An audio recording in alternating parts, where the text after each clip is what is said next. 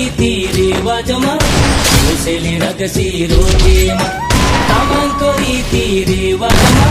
कोसेली रक्सी रोटीमा 9 गन्ती 9 बाजा आउँला मङ्सिरमा